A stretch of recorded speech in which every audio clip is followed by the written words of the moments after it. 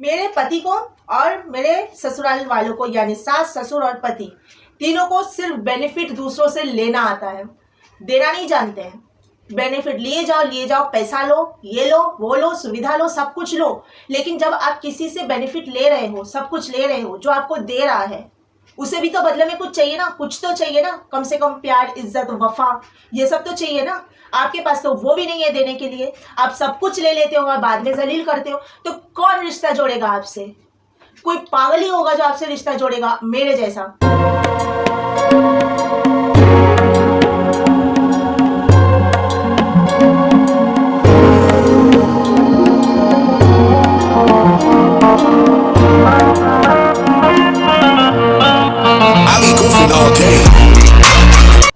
Life में अच्छा करके, लोगों के साथ अच्छा बन के, अच्छे से बिहेव करके, लोगों को सह के, बर्दाश्त करके, एडजस्ट करके, सब कुछ करके देख लिया है। लोगों के साथ लॉयल रह के, लोगों के साथ यानी मेरे पति के साथ लॉयल रह के भी देख लिया है। लेकिन मिला क्या मुझे सुनने?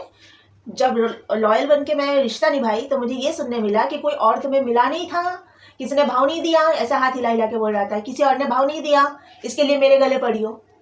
तो इसके लिए ना मैं ये सोचती हूँ कि जो लड़कियां मैंने देखे हैं खुद कि 6-6 महीने के बाद बॉयफ्रेंड उनका चेंज होता है ना, वो लड़कियां सही है। जब एक टाइम के बाद शादी करते हैं ये लोग, इनके हस्बैंड्स इनके पीछे पीछे घूमते रहते हैं, इनको सर पर बिठा के रखते हैं।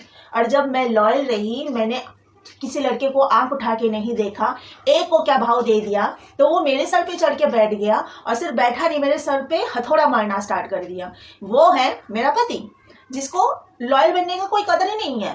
तो क्या मतलब है? अच्छा बन के रहो, इसका मतलब मैं ये नहीं बोल रही कि मैं कल से डिसलॉयल बन जाऊंगी, वो तो होगा ही नहीं। वो मेरा ज़मीर ही एक्सेप्ट नहीं करेगा। अब उसको नीचा दिखाने के लिए, उसको वो जो बोल रहा है उस चीज़ को साबित करने के लिए मैं अपने आप को कैसे चेंज कर सकती हूँ जो मेरे में है ही नहीं, होगा ही नहीं वैसा। लेकिन मैं उनको सही बोल रही हूँ जो लोग बॉयफ्रेंड चेंज करते रहते हैं ना, मैं उनको, उन लड़कियों को सही बोल रही हूँ। कल तक वो लड़कियों को मैं थोड़ा सा बोलती थी गलत है, ऐसा नहीं करना चाहिए, लेकिन आज मैं बोल रही तुम लोग ही सही हो। मेरे ससुर को सर्दी लगी है, मैं सोची कि सरसों के तेल की मालिश से बहुत राहत मिलती है। मैं भी बहुत बीमार थी पिछले कुछ दिनों से, सिर्फ सरसों के तेल की मालिश से मैं ठीक हो रही हूँ। मेरी मम्मी मालिश करके दे रही है पीठ पर, मैं खुद मालिश कर रही हूँ हाथ के पम्प्स पे और पैरों के नीचे तलवे पे, है ना, और गले में, चेस्ट पर, फेस पर, नाक पर। मतलब सरसों का जो तेल है ना, वो ज़बरदस्त दवाई है सर्दी जुकाम के लिए। तो मैं कर रही हूँ, मैं पहले भी करती थी, मुझे पता था, मैंने मेरे ससुर को करके दिया जब सर्दी लगी थी, चेस्ट कंजेशन था, उनको सांस नहीं लिया जा रहा था उनसे। तो मैंने बोला कि चलो मैं थोड़े पैर के नीचे अच्छे से तलवे पर मालिश कर दूँ। जब मैं पैर के नीचे मालिश कर रही हूँ, उनके पैर के हील्स ना फटे हुए हैं, इस तरह फटे हुए, पूरा ओ बना हुआ है और इतना कड़क है ना, पूरा ब्लैक ब्लैक हुआ पड़ा है हील्स। मतलब पैर का बिल्कुल केयर नहीं करते हैं, पैर की हालत बहुत ख़राब है। हील्स इतने मोटे मोटे, एकदम डेड स्किन बना हुआ है, पूरा ओ बन के फटा हुआ है। और वो जब मैं हाथ से घिस रही हूँ ना, लिटरली मेरे हाथ पे ना स्क्रैचेस आ रहे हैं। उनके हील्स जब घिस रहे हैं ना मेरे हाथ से, मुझे लग रहा है, मैंने फिर भी घिस घिस के उनके पैरों में सरसों के तेल के अच्छे से मालिश करके दी। मुझे बोलते हैं ये लोग कि मैंने उनकी ज़िंदगी बर्बाद की है, तुम लोग को शर्म नहीं आती? बिल्कुल भी शर्म नहीं आती। घिस घिस के मैंने सरसों के तेल की मालिश की पैरों के नीचे, हाथ पे भी मल दिया, नाक पे भी मल दिया, और सब कुछ करने के बाद जब मुझे बोल रहा है मेरा पति कि तुम हम तीनों पे टॉर्चर कर रहे हो जब से आए हो तब से, तो मैंने बोला कि अच्छा, तो आज जो तेल की मालिश की थी वो टॉर्चर था? तो तुरंत अपने बाप पे चिल्लाने लगा, इससे तेल की मालिश क्यों करवाई? ऐसा है ना, मुद्दे पे बात करता नहीं है, मुद्दे से भटक के बात करता है। मुद्दे की बात जब पूछो तो उसके लिए उसके पास जवाब नहीं रहता, इसके लिए मुद्दे से भटक के फिर बात करता है। और सिर्फ उसको आता है कुछ, अच्छी तरह कुछ अगर आता है मेरे पति को, तो वो सिर्फ और सिर्फ दूसरों को जलील करना। अब मुझे तो कोई पड़ी नहीं है कि मैं जलील होने के लिए उसके साथ रहूं, कोई पड़ी नहीं है मुझे।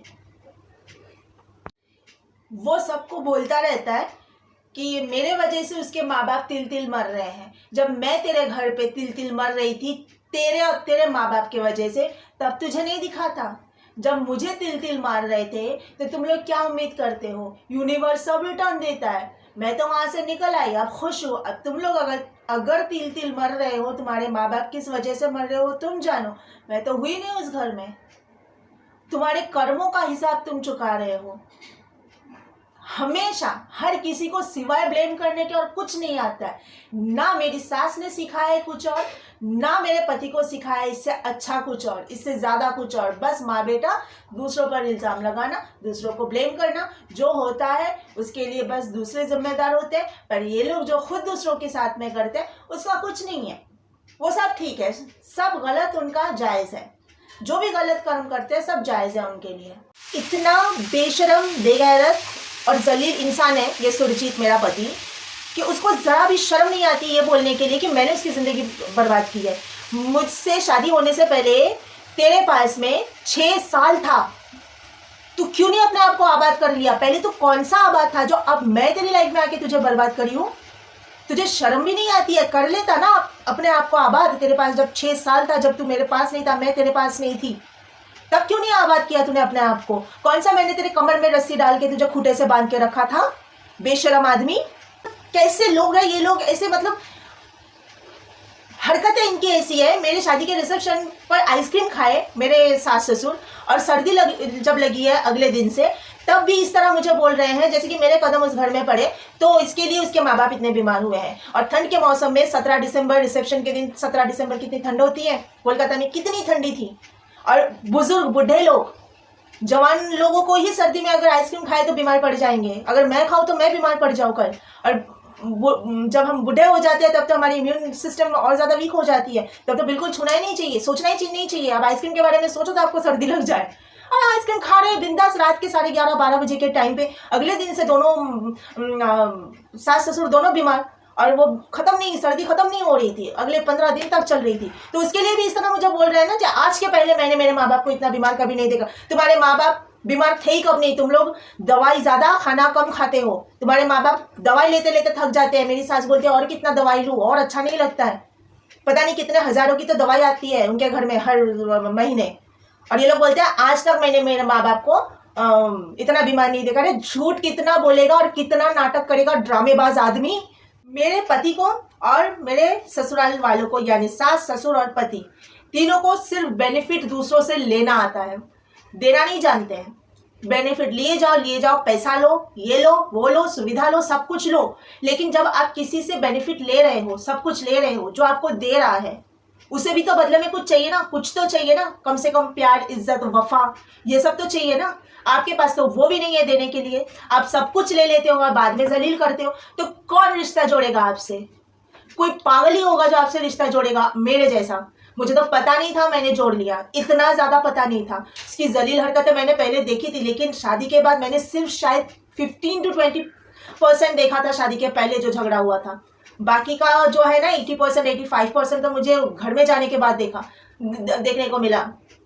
और इसकी माँ की जो अछूत वाली जो घटिया हरकत है, बीमारी है, मेंटल डिजीज, OCD जिसे कहते हैं, ऑप्रेसिव कंपल्सिव डिजीज, ये एक दिमागी बीमारी है और कुछ नहीं। उस बीमारी के साथ भी मैं एडजस्ट करके आई हूँ, चुपचाप झेल के आई हूँ, हंस के झेली हूँ, डर के, कभी किस पे चिल्ला दे, कभी किस पे चिल्ला दे। दिन रात सिर्फ वो मुझ पर चिल्लाती थी और मुझे जलील करती थी। मैं हमेशा डरी हुई या सहमी हुई रहती थी, पता नहीं किधर क्या रख दो और फिर मुझ पे चिल्लाए। और इतना चिल्लाती थी ना, आज तक मैंने कभी इतना किसी का सुन के नहीं लिया जितना मैंने मेरे पति की माँ का सुन के लिया है। सिर्फ उसको मैंने बख्श दिया है क्योंकि वो मेरे पति की माँ है, वरना उसकी हालत मैं उधर ही खराब करती। वो जानती नहीं है मुझे मैं क्या चीज हूँ, सिर्फ मैंने लिहाज किया क्योंकि वो मेरी सास लगती है। तुम्हारे लिए मैं करते जाऊँ, मैं तुम्हें बेनिफिट देते जाऊँ, मैं तुम्हारे माँ बाप के लिए करूँ, मैं तुम्हें खुश रखूँ, मैं तुम्हारे माँ बाप को खुश रखूँ, सबको खुश रखूँ। पर तुम लोग मेरी खुशी का जरा भी ध्यान नहीं रखो। तुम लोग ये चाहो कि तुम्हारे लिए मैं कुर्बान हो जाऊँ। तुम जैसे लोगों का ना बोलते हैं ना, डंडा की तरह मेरा, ये हालत होनी चाहिए तुम्हारी। तुम लोग सोचते हो कि तुम्हें हम आबाद करें, तुम हमें बर्बाद करो और हम तुम्हें आबाद करें। पिक्चर अभी बाकी है, स्टे ट्यून्ड।